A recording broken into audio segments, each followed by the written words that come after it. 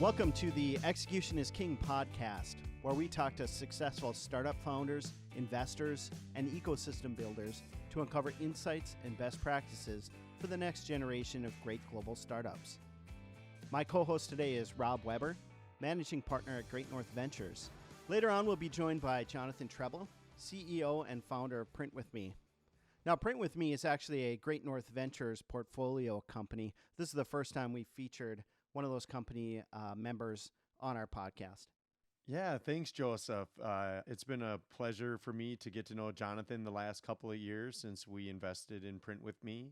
I first met him while on a trip to Chicago, and I was immediately pretty impressed. I learned a little bit about his background. Jonathan was in the product team at Grubhub prior to launching PrintWithMe. Right off the conversation, I could just tell you he was a very scrappy founder and very resourceful. And I've always really liked backing resourceful, scrappy founders. I guess I was that way as a founder, before we started Great North Ventures. And I recently put out a tweet about this. I just kind of mentioned that I saw a founder, after they raised one of these giant funding rounds, went on and on for several weeks, tweeting photos of this great, big, new, fancy office. And it was super elaborate. And I tweeted something to the effect of, I'm glad I didn't invest in that founder. And it wasn't that I was trying to point out anything negative about the founder. It's more about prioritization, obvious, and the kind of culture that you want to set. Obviously everyone knows that Jeff Bezos famously used a door for his desk for the first few years of Amazon. It's sort of a famous story. And that from the CEO down, he kind of created the culture of efficiency and resourcefulness. And I spent a lot of time in our last company. We had an office in San Francisco where I witnessed, startups were competing in their offices with who could buy the best snacks or have the best chef on staff or take your dry cleaning or do all these, ancillary things. And I always felt like if you're creating a culture that's centered around these perks, perhaps you're not going to attract the right kind of people. I think the people who are complaining that the snacks aren't good enough may in fact not be the people that you want to have in your startup because they're not going to be resourceful and scrappy and focus on the right things. You don't need to have the Taj Mahal of office space to build a great company culture and to pursue something, really awesome. I think the most impressive headquarters I went to was LinkedIn, and it was just, it was fantastic. All I remember is like standing outside on this patio with all like this fresh greenery, like we were going to get like ice cream and there was some kind of happy hour plan for later. Yeah, it was extravagance. It's funny you talk about the Taj Mahal too, because the guy who built that, Shah Jahan, I remember this. My wife and I went on a tour there. He was actually deposed and imprisoned in his palace because of the crazy extravagance and the expense of building the Taj Mahal was ruining the country. But yeah, it's insane to see sometimes what founders end up doing with their money too. We wrote an article about this, actually. I think it was about a year ago.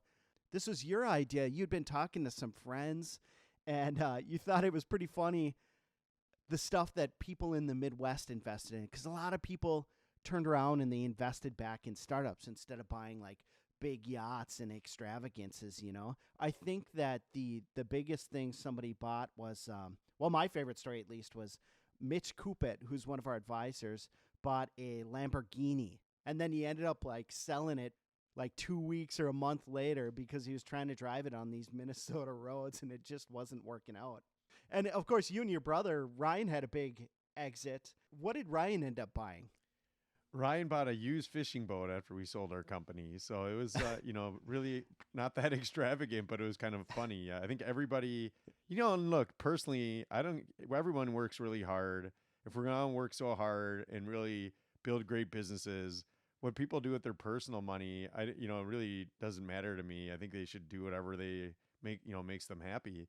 But I think when it comes to building a business, there is a difference. You want to create a culture that is sort of centered around delighting your customers and creating an efficient, business. And I just don't think there's any place for, at least I like to back kind of scrappy founders who are more focused on, delighting customers than they are about, having the best chef in the world to host their company lunch. So anyway. Yeah. For sure. And like, I think that's kind of wrapped up in this idea that's becoming quickly antiquated of people like living at work, like that was the old startup culture. So I think that a lot of those amenities were to just get people to stay there, right? Yeah. And then also as a recruitment tool. And I mean, with remote work and people seeking work-life balance, I heard there was some company in Canada.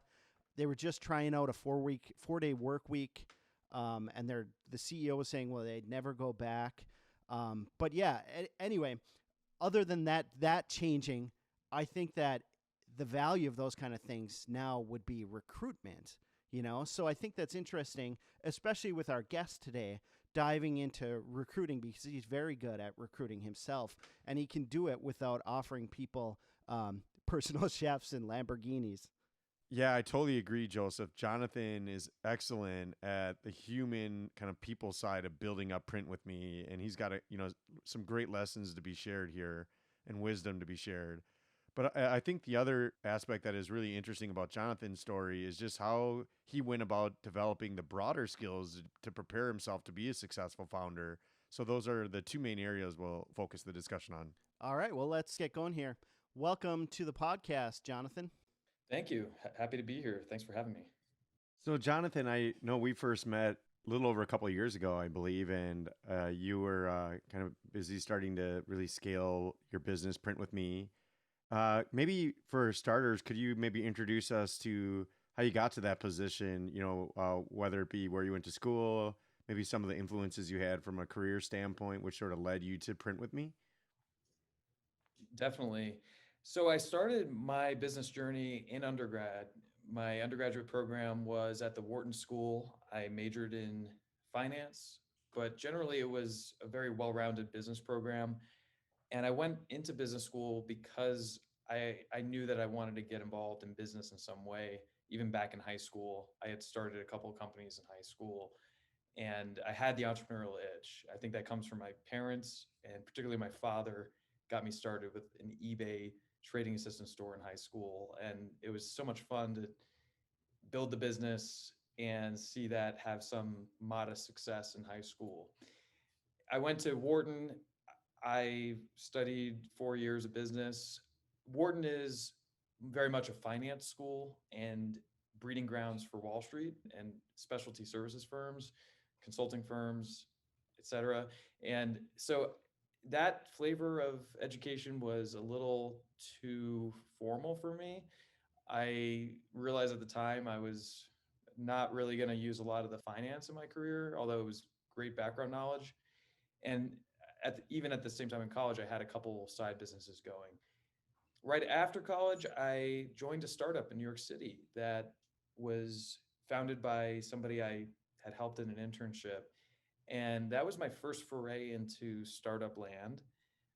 I immediately loved it and understood why I am meant for startups, right? And it's just the pace, building something out of nothing, the ambiguity that I like working inside of. And I took that job in New York City, and they had me quickly move to Chicago. And the story there just kind of all worked out well for me, I guess, is that this New York company took a round of investment from Lightbank, which was the newly named venture organization founded by Eric Lefkofsky and Brad Keywell, who are known to be among the best serial entrepreneurs in the whole country, certainly probably the top in Chicago, because they've taken public at least 4 companies I can think of, and now are working on 1 or 2 unicorns that are still private. They're just incredible entrepreneurs. And when I heard that they invested in my friend's startup and that I could join, and then they needed somebody to go to Chicago and liaise with them, I was like, yeah, that'll be me for sure. So I jumped at that opportunity, moved to Chicago for that, and ended up with that startup for about a year. Wasn't really gaining traction. I switched over to another light bank backed startup, and then even another, did some consulting. And after about 3 years, I wanted to try something a bit different. I wanted to get the big startup experience. And what I mean by that is like a larger at scale startup. So I applied for a job at Grubhub. I was given the position. I joined as a project manager on the tech team slash business analyst. So I was essentially in charge of the development work for 5 engineers. And these engineers were pretty senior, like much more accomplished and experienced and knowledgeable than the more junior engineers I was working with in startup land. And I got to really learn how software is delivered at scale. Grubhub at the time was, I mean, calling it a startup is definitely inaccurate in 2013. It was way along in its journey and actually getting ready for an IPO already, but it still had the startup feel. And so I joined this tech organization. The tech org at the time was probably 50 to 100 people, and I was one project manager among many over a certain team.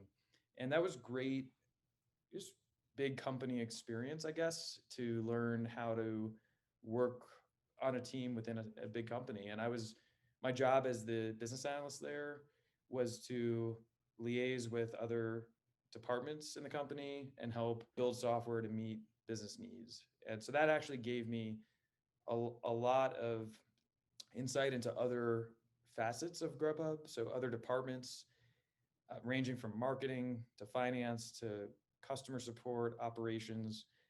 I got to be the person to kind of liaise with a lot of those departments and help them solve problems with software. So I think that year that I spent doing that full time was among the more important learning opportunities in my then career, because I got to see what a startup would look like at larger scale, and kind of what, as a founder, a future founder, I should be keeping in mind and kind of like setting as a North Star for my own venture down the road.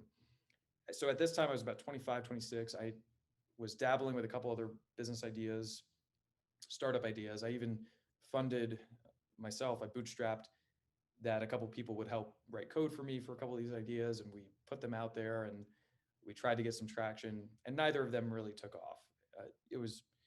They were interesting ideas for sure, but they lacked some point of traction. And I suppose during all that time at Grubhub, building products to meet business needs, you kind of may have built up a backlog of these ideas to try out. It sounds like you tried out more than a couple of them.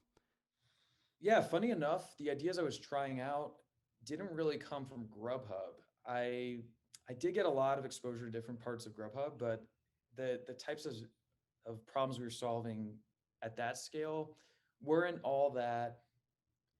Well, I'll say some of them were innovative, but a lot of them were just scaling systems. Like, for example, I had the good fortune of being the business analyst who was revamping our accounting system and like building out the business logic for like what activities wound up in which ledger accounts, which is mind numbing, but good experience for, I think, just to have that, a little bit of that background. And don't get me wrong, we worked on some innovative things as well. And I think I was involved in some patent application with one of the founders because we came up with a way to track delivery times better through an interesting system. But by and large, most of my job was just the nuts and bolts of scaling systems, which in itself is interesting stuff. I liked it. It's intellectually challenging, but it was not exposing me to like a very wide range of ideas. So these other ideas were just things that I was inspired by in day-to-day life. One was like a meetup app, like a spontaneous meetup app, because at the time there was none. This was 2013. Meetup.com was very like planned, and so a few companies had tried this.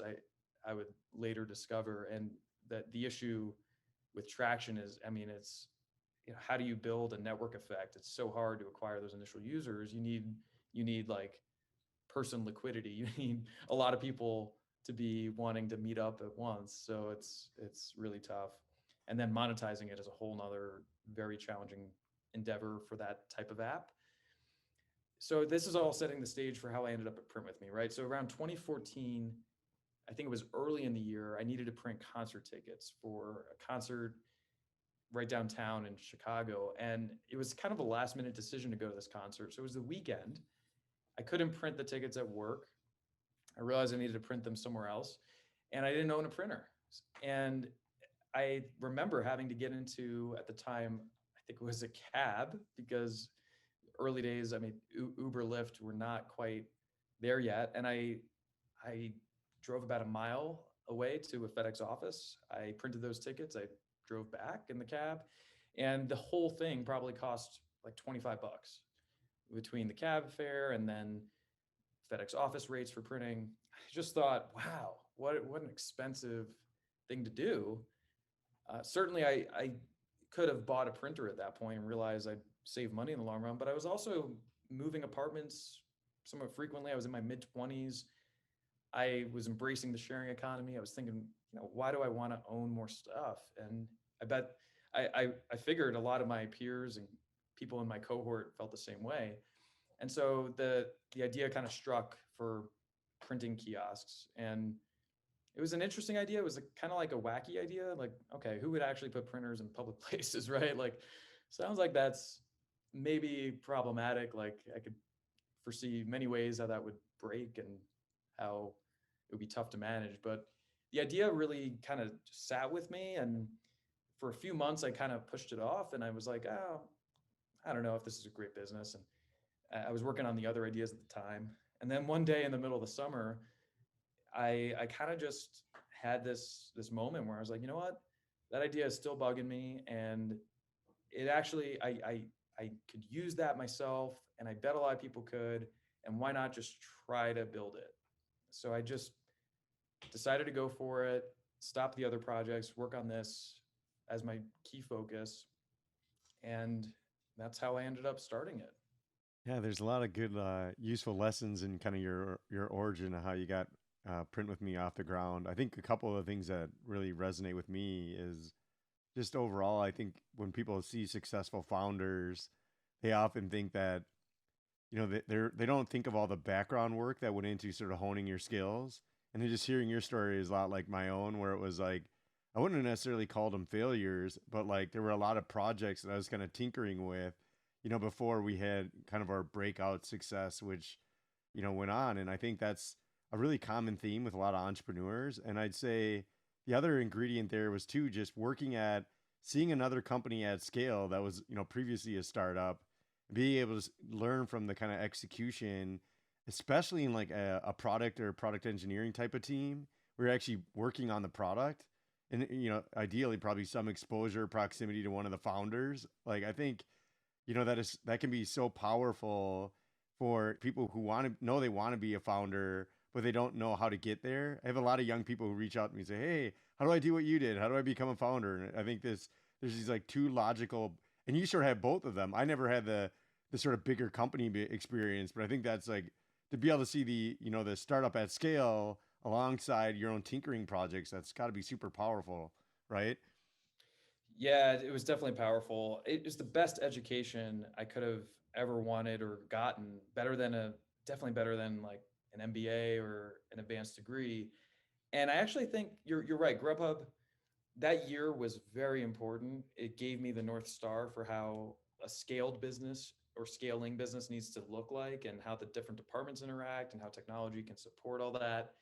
Very important lessons that I still have with me this day, and a network of people that I still keep in touch with this day and that have helped out and consulted with me, subject matter experts. But I'd even say, going back before Grubhub, so there's 3 years that I was in startup land at early stage startups that we're still trying to figure out product market fit and building product. So I started as like a sales rep in the first job for a year, and I switched to product manager at the next startup, and I did that for about 2 years. And those experiences were almost just as valuable. In fact, arguably maybe more so. I got to see these early founders, in their process of tinkering and trying to make a product that was in demand and viable. And that was just such an incredible learning experience. And I got to do it on somebody else's watch, or like on their dime in a way, right? They were paying my salary. I didn't have that much risk in it. Certainly I was like earning under market because it was a startup, but I was learning a ton. And so the combination of all those experiences was super helpful, so that when I went to start Print With Me, I already had a lay of the land of like financing, fundraising, what, you know, common pitfalls that some of those founders had fallen into, with whether that's building their product or dealing with fundraising and investors, right? So it was 4 years of incredible learning, from the startup land all the way through Grubhub. And I would encourage anybody who wants to eventually become a founder, if you haven't already, to get some startup experience as an employee at a smaller firm, right? As early as you can. I would encourage that. And yeah, I've taken a lot of that with me even to this day.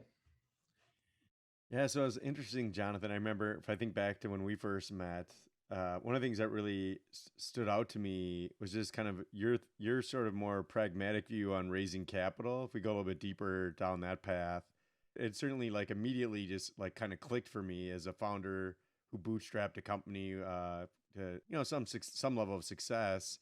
And I think there's just like this echo chamber in venture capital and startup land, that it's sort of like you get on the train and you just raise round after round, and it's sort of like the tech media just celebrates, these markups and these more dilution and more dilution. And I think it's almost unhealthy in a way of the way the VC industry kind of like almost like perpetuates this sort of like myth about building a company. And I think I've really respected. Can you talk a little bit more about your sort of mindset with how you funded the business, getting it going and now scaling it?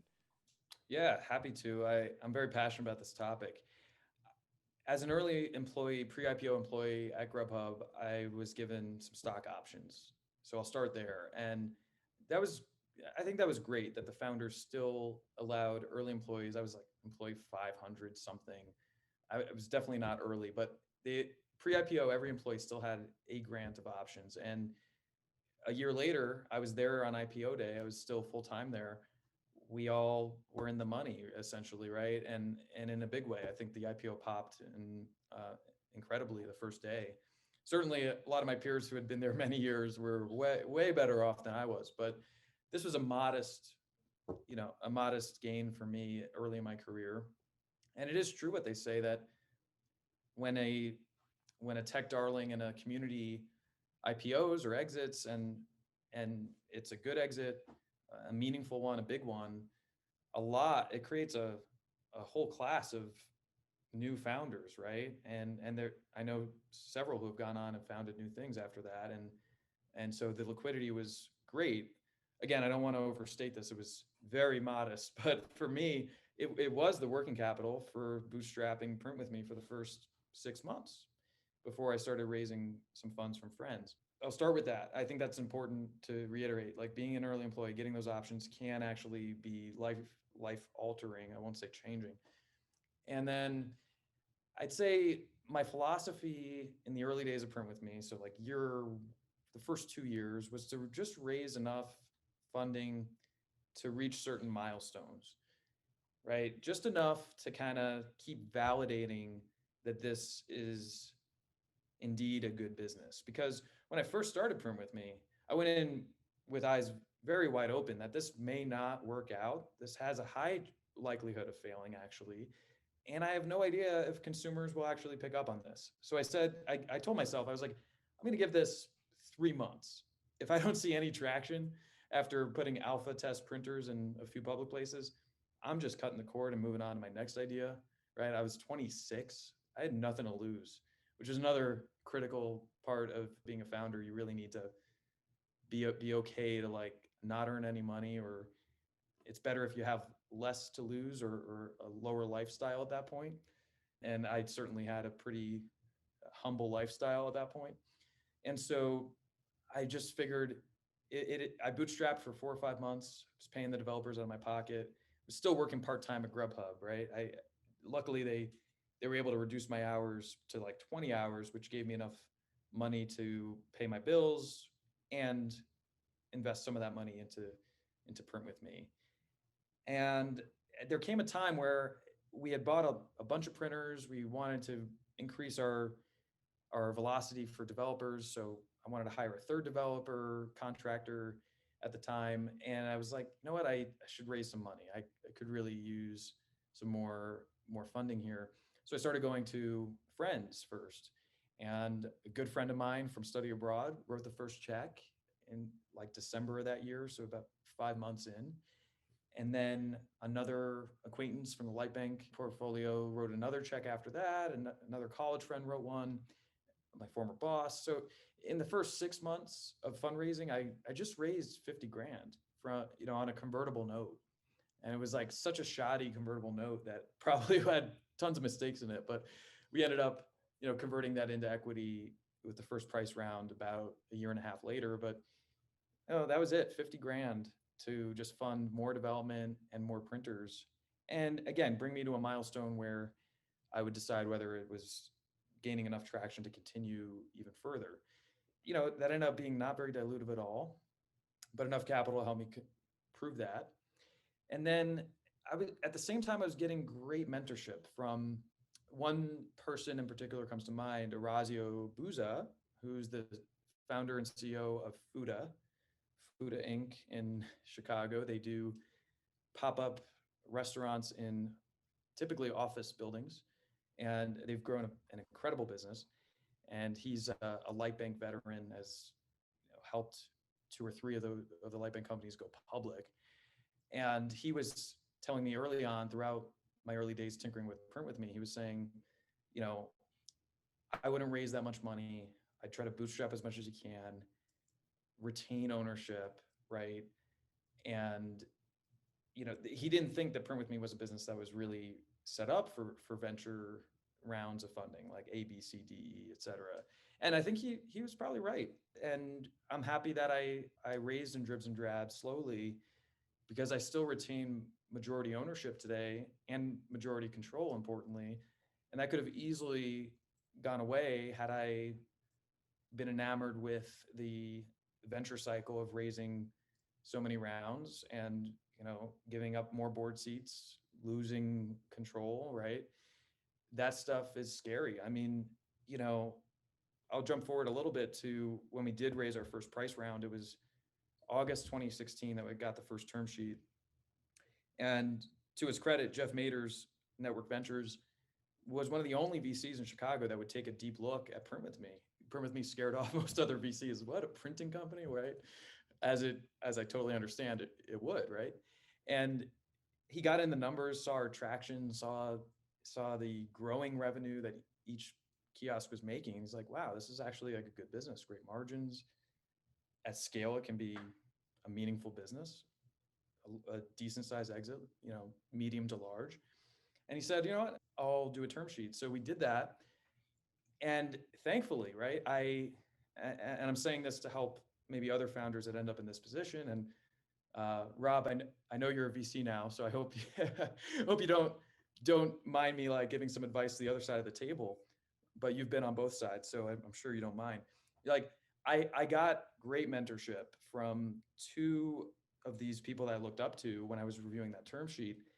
And both Orazio and Mike Evans, the co-founder of Grubhub, when we were reviewing it together, they were like, you cannot give up a third board seat right now, right? Like the term sheet initially said one investor board seat, my board seat, and then an independent third. And this was like on a pre-seed round. And they were like, no, you can't do that. It's crazy pants. So of course I pushed back on that. And their advice was optimize for control over valuation. So I gave up the point on valuation. It was still a decent valuation for where we were at the time. But I was firm on retaining 2 out of 3 board seats. And to this day I have. So, I tell you, 5 years later, if I hadn't had that advice or I'd gone the other way on that, I would have many more sleepless nights because, there's another group of people, a board that could technically oust you whenever, they think that's the right call. And that can happen and does happen to a lot of founders. So, I'm very happy for that advice. Now, on raising capital and dribs and drabs, I'll continue. I raised that round. It was just $500K in new funding. All the previous notes converted in for equity. The post money was like 3.1 on that. And then that was enough, again, to kind of validate that I could build an early sales team. We'd continue to get traction, some sales efficiency, get ready for maybe an A. Well, we didn't hit quite all those metrics in the first year. I struggled with hiring. I made some poor hiring choices. And nevertheless, we were still growing. We actually tripled that year, but it wasn't like what I wanted it to be. We were able to go raise a seed two, which is definitely a thing now. And it was an up round, I think an 8 million post. And that, was another, I think in fresh capital, that was another like 900 at the time. And I was like, all right, well, this might all be all we need to really get a sales team in place that can hum and prove the model. And that ended up being true. I only needed that. It gave me another year and a half of burn, right? Hiring and getting the team more efficient. And then we reached profitability a couple years down the road and didn't really need to raise again. And certainly it's slower. It's a slower path. It's not for everybody. It's not for every business, right? The venture path makes sense for a lot of businesses, but not for my business, and certainly not at the time. So when you're talking about like raising and like setting these milestones, you also talked about like kind of like a friends and family round, going to people you know. So were you matching up? Were you like setting the milestone first, figuring out what you needed, and then setting the amount? Or were you kind of gauging how much capital you could expect to raise and then readjusting what milestones you could hit with that capital expectation? Yeah, it's a great question. I'm not even sure I can remember exactly what my thought process was. Go back now 4 years. I think it was. Well, maybe just knowing what you know now. Like maybe if you can't remember, like instead of the chicken and egg quandary we could get into right now, if you had to advise somebody, what would you tell them? Yeah, I think I would advise to go the former route that you described, which is pick your milestones. Like, what do you want to validate with your funding, and figure out what you need. Well, yeah, figure out like what your use of funds will be. Like, do you really need 10 sales reps, or can you validate with 3, right? All right, well, 3 is a lot cheaper than hiring 10 sales reps, right? Do you need 5 engineers, or can you get by with 2? Really try to, in my opinion, validate with as small of a team as possible, because then you don't have to raise as much at such a low valuation and dilute as much. But also, like, more money, more problems, right? You raise a $3 million pre-seed, you're going to have a ton of stress trying to hire up to meet like the expected burn on that in like 6 months. You're going to make hiring mistakes because you're going to feel time pressure. Go slow in those early days.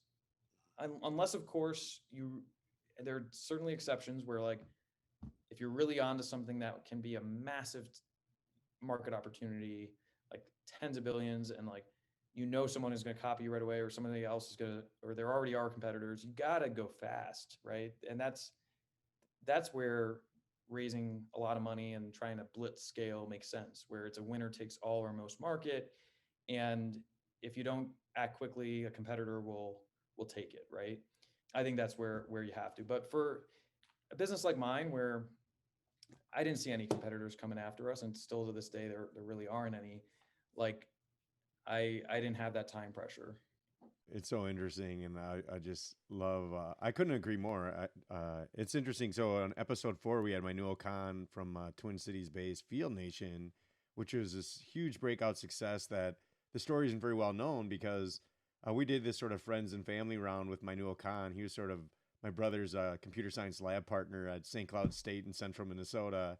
And, he skipped all the subsequent funding rounds. No seed round, no A round, no, maybe not even a B round. And then he raised like 30 million after bootstrapping for 7 years. And the weird thing about my new story, like in his category, there were several direct competitors that raised far more money and ended up just flaming out. And in actually one case, he acquired the company. It was just like, this is why we have the Execution is King podcast, not the blitz scale and raise the most money you can podcast, because it speaks exactly to the core of our beliefs, which is, really execution matters the most. And I think it even matters even in cases where there are competitors, multiple competitors, even some with a lot more capital.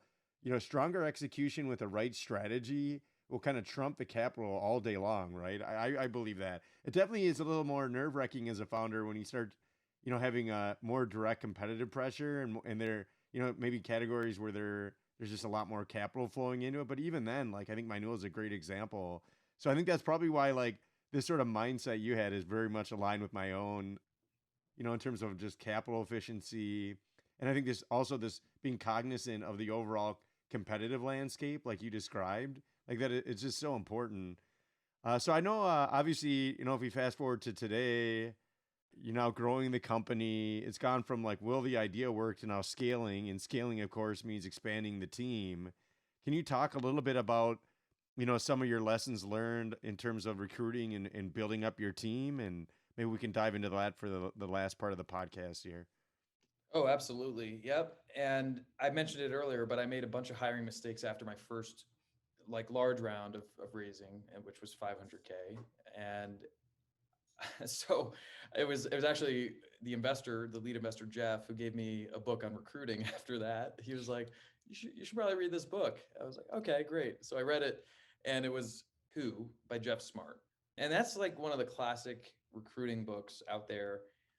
And about a year later, I picked up another book by Jeff Hyman called Recruit Rockstars. So those two books have formed the backbone of our recruiting process. I've just taken their processes and kind of melded them together in a way that I think makes sense. And I hate to interrupt you, but I don't want to get too far away from this.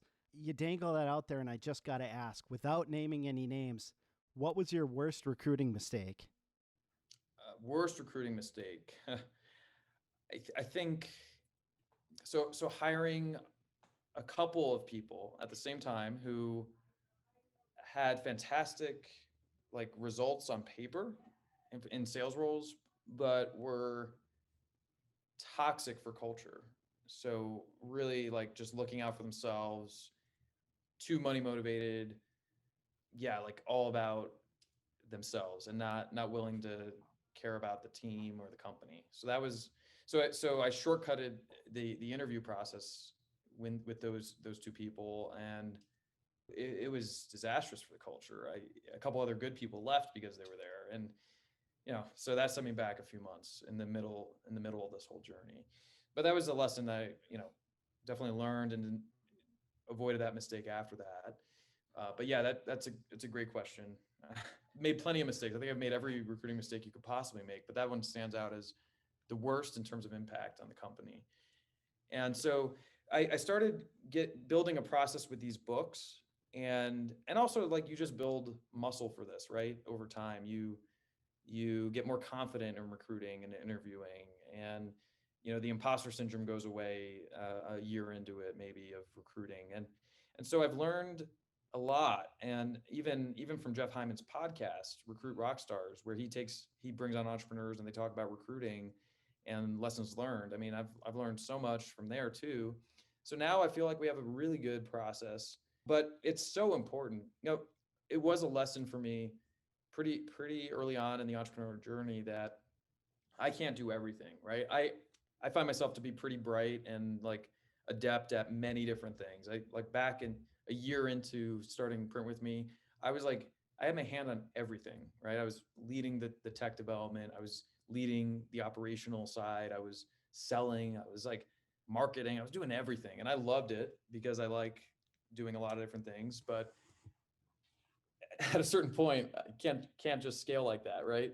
And I thought it would be kind of easy to hire people and just have them do the roles, but no, you got to find great people for each role, and that was like a learning opportunity for me, right? I think it was 28 when we started trying to hire people and at scale, and so that like learning how to identify strong talent for a role, also make sure that the talent matches your culture that you're trying to build for the company, understanding like the difference between an entrepreneurial employee and somebody who works at a large company that needs so much structure and process around them and is going to just flounder in your crazy mess of a startup. Like, these are hard lessons learned, and I hope founders can avoid those mistakes by being very thoughtful about it and deliberate and listening to other founders who have gone through those same exact problems. How do you really like ensure that they have the right personality? How do you go through and like, I mean, it's not like do you give them like the Myers-Briggs personality test, or is it just a matter of the interview process and getting a lot of the right people on your team involved with talking to them? Well, we do actually give a culture survey, I'd call it, which is a 10-minute questionnaire, and it's called the Culture Index.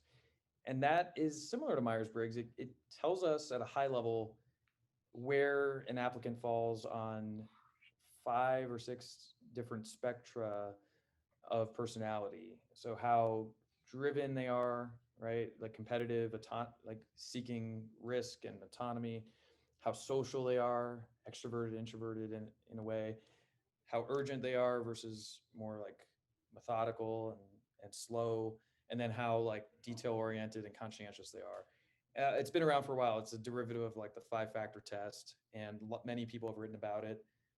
And I use it religiously to this day. And so it is one data point among many in the interview process that helps us get more comfortable with the idea of a person in a role. And you figure out what archetypes and patterns you want for each role, and you try to make sure that your applicants match, at least match majority of those spectra.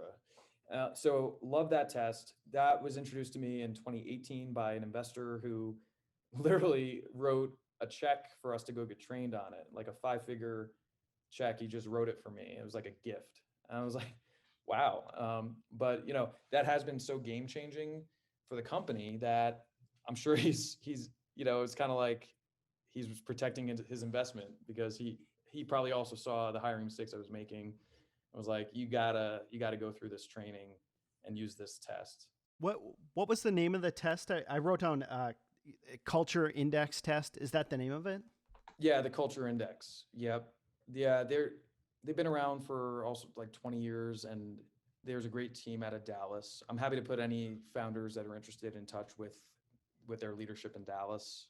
I'll give my contact info after the show, but it was transformative. I'm a junkie on that now, and it gives you a reference point that you can't even imagine for assessing candidates versus like the traits that you really need in a role. Now that's just one thing. You also have to test, do they vibe with your culture? Like, if you're trying to build a very hustle culture that's like 70 hours, 80 hours a week, well, are they willing to do that? Are they excited by that? Are they at a point in their career where they can do that? I was never trying to do that with all my employees since day one. I've expected just 40 hours a week, because we can get a lot done in 40 hours, and we do. I mean, I work a little bit more than that, but we're still growing exponentially, with a reasonable culture there, not a crazy 70, 80-hour week culture. But I realize some startups, that's what they want, and there's good reason for it in some cases. I think that's really interesting on a kind of macro perspective. Our company scaled to 170 employees, and my brother Ryan, we were twin brothers, so he ran kind of the product engineering team, and everything else kind of for periods of time kind of rolled up to me. And so I think back to the way you evolved with your entrepreneurial leadership style, sort of going out, studying the areas, the best information available on certain processes you knew you needed to scale your organization, and then bringing that into your business on your own, doing it on your own as an entrepreneur. And I think that was something I remember, like in our sales organization, we got to several dozen people in our sales organization at my last company. And I think I read there's all these different methods of selling. There's like spin selling, solution selling, challenger sales, all these different methodologies. And I would just read up on all of them. I go, I think this would work best in our business, so we're going to implement this. And then the next step was, all right, we're running a sales training workshop, and we're creating case studies based on the book. for this methodology that is completely built for our business. And it was like, and I thought it worked really well. And there's this sort of attention to detail on scaling the organization, the onboarding that went into it, and even down to like an onboarding checklist for like the first 30 days of an employee. There's just I know I was listening to your podcast interview on Recruit Rockstars. I know you talked about the importance of strong onboarding. I think that's something many startups really fail at. Quite frankly, though, especially in the positions where you're going to add a lot of staff, it's so critical the early experience an employee has. Maybe talk a little bit about like, beyond recruiting, like the onboarding experience and some of the things you've learned as you guys have been building up the business. Yeah, sure. So you hit the nail on the head. Onboarding is very important. I learned the hard way. I had a couple people that I just kind of threw to the wolves and just said, "Hey, can you go figure this stuff out?" And that they didn't last long, and that was my fault, right? But I learned some wisdom from Jeff in his book to take onboarding very seriously. So I think a couple years back, I built an onboarding checklist of things that I think every employee at Print With Me should know. And it's the nuts and bolts of like systems, getting all your tech stuff onboarded. Obviously, that's going to be in there, but also like how we communicate. What are our communication guidelines and standards, and what are our OKRs? What does our OKR system look like? We do objectives, key results, like the Measure What Matters book. We have every employee read the Measure What Matters book, so that's part of the onboarding checklist. So we try to be just as good about onboarding people into our culture as we do the nuts and bolts of the systems of the company, and also like the knowledge for their specific domain, their role. Both of those things are very important. We now have the good fortune of having two people in HR, a lead recruiter and then kind of an HR recruiter hybrid. And now that HR hybrid is onboarding people and has a checklist, and he's their buddy for onboarding. But early on, it was all me, right? When you're a 10-person company, you're the founder, you're doing everything. But like you said, Rob, I would read tons of books. I still there's a bookshelf at our office in Chicago where I dumped all my books before I moved to Denver last year, and it's like filled. It was probably 100 books on startups, selling, marketing, tech development. I mean, you name it. I think that's another key point for aspiring founders is you have to be a voracious learner. You have to be humble enough to realize you don't know everything yet, which I'm not sure I was quite there at 26. I kind of learned the hard way. I needed to level up a lot of skills in my late 20s. But you really can, if you're open to learning and curious and you're seeking it, you can find so much wisdom in any topic by just reading a book and then bringing it to your business and saying, all right, this sounds great for my business. The next day you incorporate it into your process, and you're able to do that as a founder, right? Like there isn't red tape, which is great. Your employees might have whiplash if you're doing that too much. So you can't be a book of the week person, but I think there's a balance. You could do it reasonably in a way that is beneficial for the org. One of the other managing partners at Great North Ventures is Rob's twin brother, Ryan, co-hosts other episodes. He is fantastic at producing book recommendations for me. I don't know how many of his I have behind me on this shelf, but several. And the last time we were in person, I saw Rob, and Rob recommended a book to me that I'm actually already currently reading, a Clayton Christensen book. It was just fantastic. We are running out of time here, though. I want to make sure we get in our last question.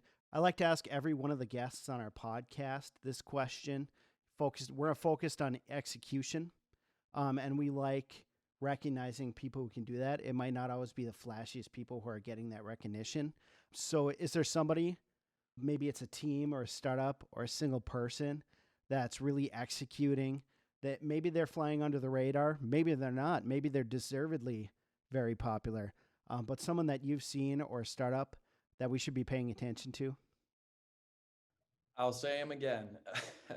I will always say this. Orazio Buza is probably the best operator I've ever met, and I've met a lot. And just to give you a sense, so he's scaled 3 or 4 light bank companies, and Fuda is now an awesome success in Chicago.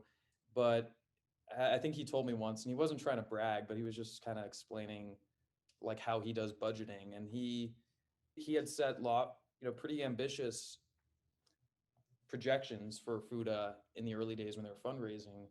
And, you know, some investors were passing on a couple of his rounds. They just didn't think it was for them. It wasn't software enough. But then he would go back to them a year later and he would show them the new projections, and they would see that he actually hit the ambitious projections. And they were like, no one ever does that. No one ever hits their startup projections, but he actually does. And I've learned a ton from him. He's probably the best. I mean, I can't think of another. So he is the best executor that I've ever met. So I'm happy to make an intro to try to help you guys get him on the podcast at some point. Yeah, that'd be cool. Sounds great. Well, thanks a lot, Jonathan, for joining us today. It's been a pleasure. Pleasure's all mine. I've really enjoyed the conversation, and yeah, good luck continuing with the podcast. It's a great idea. Thanks.